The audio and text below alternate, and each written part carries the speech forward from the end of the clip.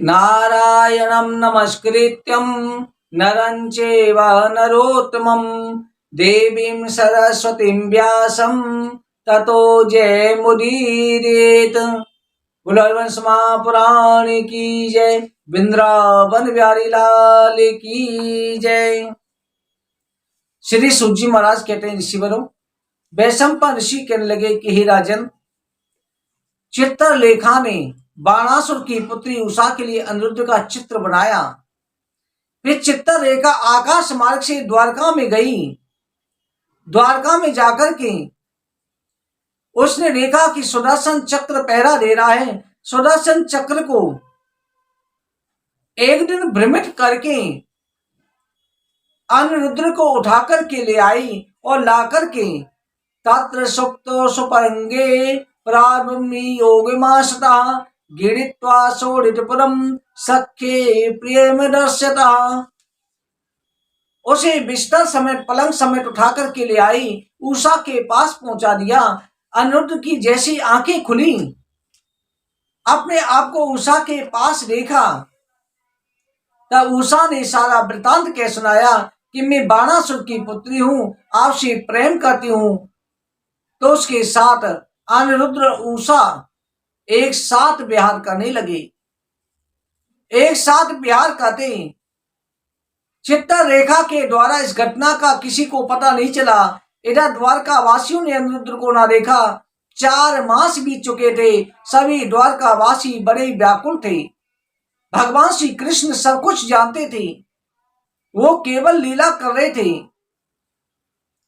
इधर जो है अनिरुद्ध का अपहरण सुनकर के श्री कृष्ण नारद जी के द्वारा, नारद जी ने बताया कि अनिरुद्ध का अपहरण कर लिया गया है, वो बाणासुर के पास में है। बाणासुर की पुत्री ने अपहरण कराया है।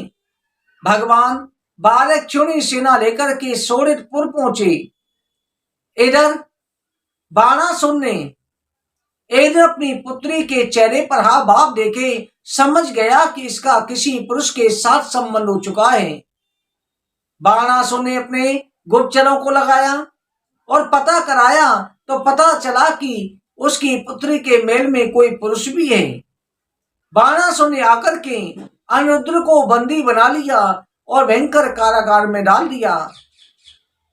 इधर भगवान श्री कृष्ण युद्ध करने के लिए आए। बाणासुर की रक्षा के लिए स्वयं भगवान शिव जी युद्ध क्षेत्र में पधारे। भगवान श्री कृष्ण का और शिव जी का भयंकर युद्ध होने लगा। भगवान शिव नंदी पर सवार होकर गणों सहित युद्ध कर रहे थे। इतना भयंकर युद्ध हुआ, सभी देवता आकर के उस युद्ध भूमि को देख रहे हैं।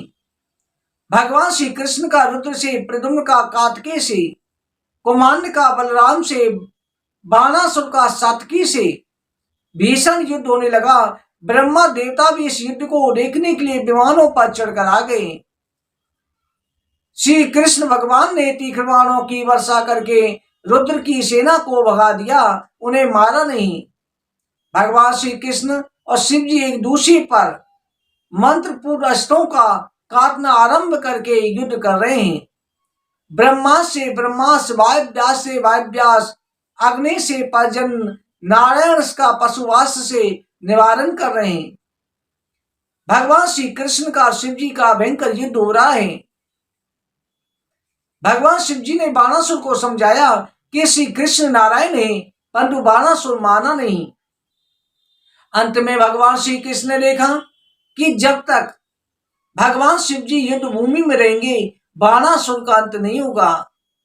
भगवान ने जिम्रास निद्रास्त्र चला करके भगवान शिव जी को नींद में पहुंचा दिया। भगवान शिव जी निद्रा में चले गए।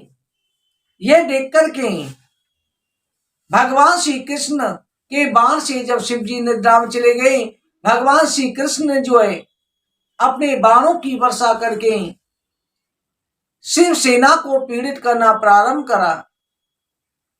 शिव सेना जो है पीड़ित हो गई। शिव सेना जब पीड़ित हो गई, उसी समय बाणासुर से भगवान का युद्ध होने लगा।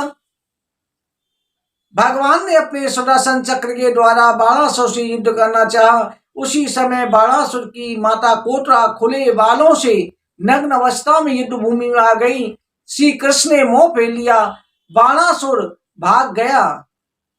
इधर भगवान रुद्र का महेश्वर ज्वर भी सभी दिशाओं को जलाता हुआ युद्ध भूमि आया। श्री कृष्ण भगवान ने वैष्णव अस्त्र का प्रयोग करके उसे शांत कर दिया। वैष्णव अस्त्र में भगवान श्री कृष्ण के तेज से जब रुद्र अस्त्र का निवारण किया तो रुद्र ज्वर जो है भगवान श्री कृष्ण की स्तुति करने लगा। 3 सिर वाले रुद्र अस्त्र ने, रुद्र ज्वर ने भगवान श्री कृष्ण की स्तुति करी।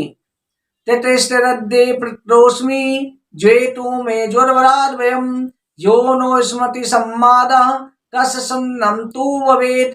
3 सिर वाले जोर से कहा, भगवान श्री कृष्ण कहने लगे कि आज से जो कोई तेरी स्तुति का श्रवण करेगा उसे कभी तू व्यापना मत। उसी समय पर रुद्र ज्वर चला गया। बाणासुर युद्ध भूमि में फिर दोबारा से वापिस आया। भगवान श्री कृष्ण ने बाणासुर की भुजाएं काटना प्रारंभ करा।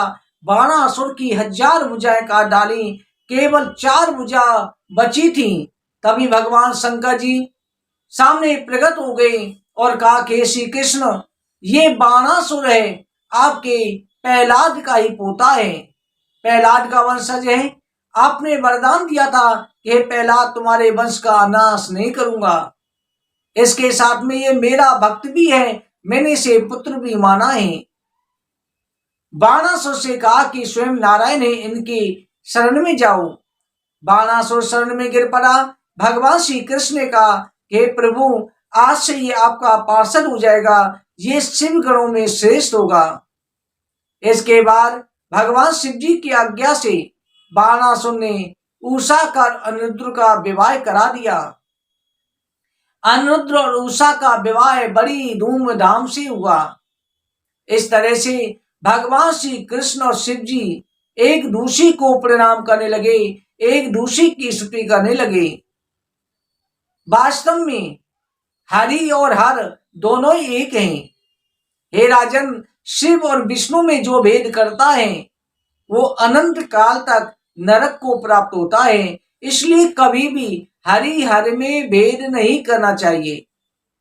हरि अनंत, हरि कथा अनंता, ऐसे ही हरि और हर दोनों एक हैं। एक ही अंश से दोनों उत्पन्न हुए हैं, दोनों ही परम ब्रह्म हैं, दोनों ही ओंकार हैं। इनमें कभी भी भेद ना करें। शक्ति, शिव और विष्णु एक ही अंश के कई भेद हैं। भगवान श्री कृष्ण ने बाणासुर को अभय दान दिया और अभय दान देकर के उसे अजर अमर बना दिया। भगवान श्री कृष्ण सभी अपने पुत्र पुत्रों के साथ में अपने राज्य को लौट आए। इस तरह से हे राजन, एक रूपवनम राजम जुगमुर्द का कुमार कहा मृत्यु शाम प्रद्युम्न चारु भानु गदादया। एक समय यदुवंशी राजकुमार शाम प्रद्युम्न कीड़ा करने की इच्छा से उपवन में गए। वहां पर खेलते खेलते उन्हें प्यास लगी और एक कुएं के पास में पहुंच गए। उस कुएं में जल तो था नहीं। वहां पर एक बार उन्होंने एक पर्वताकार गिरगिट को देखा। उसे देख करके चकित हो गए। सभी ने दयावश उसे रस्सियों से निकालना चाहा, परंतु वो निकले नहीं। सभी बालकों ने जाकर के भगवान श्री कृष्ण को बताया। भगवान श्री कृष्ण आए और भगवान श्री कृष्ण ने उसे अपने भुजा से पकड़ करके बाहर निकाला। भगवान के स्पर्श करते ही वो स्वर्ण कुंडलधारी देवताओं के समान हो गया। ये देखकर के सब यदुवंशी बालक आश्चर्यचकित हो गए। भगवान अनजान की तरह पूछने लगे, माँ बाग, सुंदर रूप वाले तुम कौन हो? किस कर्म से तुम्हें निंदित योनि प्राप्त हुई है? तुम तो बहुत ही उत्तम देवता मालूम पड़ते हो। यदि उचित हो तो कारण बताओ। तब वो कहने लगा कि भगवान, दानियों की गणना होने पर मेरा नाम आपके कानों तक पहुंचा होगा। मैं राजा नृग हूं, जो संसार में मेरा नाम चलता है, दानियों में मेरी गिनती आती है। दुनिया के लिए मैं बहुत बड़ा दानी हो चुका हूं। पृथ्वी में जितने कण हैं, पृथ्वी के बालों में जितने कण हैं, आकाश में जितने तारे हैं, पृथ्वी पर वर्षा की जितनी बूंदें गिरती हैं, उतनी गाय मैंने लाखों वर्षों तक दान करी। ऐसा करने पर भी केवल एक गलती के कारण मुझे ये गति प्राप्त हुई। गलती क्या थी कि भगवान, मैंने गोए नहीं, साथ में वृक्ष, पृथ्वी, सोना, चांदी, ग्रह, घर, हाथी, घोड़ा, वस्त्र, आभूषण, कन्या, दासियां, सभ्या, नाना प्रकार की सामग्रियां भी दान करी थी। एक दिन की बात है कि मैंने एक ब्राह्मण को गाय दान करी। जब ब्राह्मण को गाय दान कर रहा था, तो एक ब्राह्मण की गाय गलती से दूसरे ब्राह्मण के दर से निकल करती हुई मेरी गायों में आकर के मिल गई। मैंने गलती से दूसरे दिन उस ब्राह्मण को दूसरे ब्राह्मण को गाय दान कर दी। जब दूसरा ब्राह्मण गाय लेकर के जा रहा था, तो पहला वाला ब्राह्मण रास्ते में मिल गया। उसने कहा कि ये मेरी गाय है, मुझको राजा नृग ने दी है। दूसरा वाला बोला कि मेरी गाय है, मुझे आज ही राजा नृग ने दी है। दोनों विवाद करते हुए मेरे पास पहुंचे। मैंने दोनों ब्राह्मणों को शांत करते हुए कहा, भगवान, ये गलती अनजाने में हुई है। एक ब्राह्मण कोई भी, इसके बदले में लाखों गाय ले लो, पर ये विवाद ना करो। दोनों ब्राह्मण ही गाय छोड़कर के चले गए। दोनों ही जिद पर अड़े थे, इसी गाय को चाहिए। केवल एक ब्राह्मण का गलती से अनजाने में धन आ गया, उसके कारण मुझे गिरगिट योनि में आना पड़ा। हे प्रभु, इसलिए ब्राह्मण का जरा सा अंश मुझे इस नरक में डाल गया। अंत में कहा कि प्रभु, आपने मेरा उद्धार कर दिया, मेरे दान आज निष्फल नहीं गए। भगवान ने कहा कि तुम बैकुंठ लोक चले जाओ। भगवान श्री कृष्ण ने सभी राजाओं को परिवार वाले बंधुओं से कहा कि बंधुओं, ब्राह्मण का धन अपहरण किया गया। थोड़ा सा भी धन तेजस्वी पुरुष भी नहीं पचा सकता, साधारण की बात क्या है। हलाल विष भी जितना विष नहीं है जितना विष ब्राह्मण का धन है। ब्राह्मण का ऋण सबसे बड़ा विष होता है। इसलिए ब्रह्म स्वरूपी विष समूल कुल का नाश कर देता है। भूल करके कभी भी मेरे पास ब्राह्मण का धन न रह जाए। केवल ब्राह्मण के धन की अपहरण की जो सोचता है, उसी समय उसकी आयु घट जाती है, शत्रु से पराजित होता है, राज्य से च्युत हो जाता है, मरने पर नरक की योनि प्राप्त होती है। ब्राह्मण का पुष्य करने वाला कुंभी पाक नरक में डाला जाता है। इसलिए कभी भी पुत्रों, ब्राह्मण का अपमान मत करना, ब्राह्मण का धन मत लेना। सोदस्ताम परिदत्ताम ब्रह्मवृत्ति हरे शतवर्ष सहस्राणि वृष्टायाम जायते कृमि। अपने या दूसरे के द्वारा दी गई ब्राह्मण की वृत्तिका को, जीविका को जो मनुष्य हरण करता है, वो 60,000 वर्षों तक विष्ठा का कीड़ा होता है। ब्राह्मण अगर अपराधी है तो भी उससे द्रोह मत करना। वो तुम्हें गाली दे, मारे, श्राप दे, तब भी तुम उसे नमस्कार करना, जैसे मैं त्रिकाल से किया करता हूँ। ब्राह्मण ने मुझे लात मारी, तब भी मैं उसके भृगु के चरणों में गिर पड़ा था। इसलिए जो ब्राह्मण का अपराध करता है, ब्राह्मण का अपमान करता है, उसको मैं स्वयं सजा देता हूँ। इसलिए भूल से धन लेने से राजा नृग की दुर्गति हुई, इसी प्रकार से संसार की दुर्गति होती है। इस तरह से भगवान श्री कृष्ण ने अपने पुत्रों को ज्ञान प्रदान किया। बोलो हरिवंश महापुराण की जय। जय जय श्री राधे, जय जय श्री राधे, जय जय श्री राधे श्याम।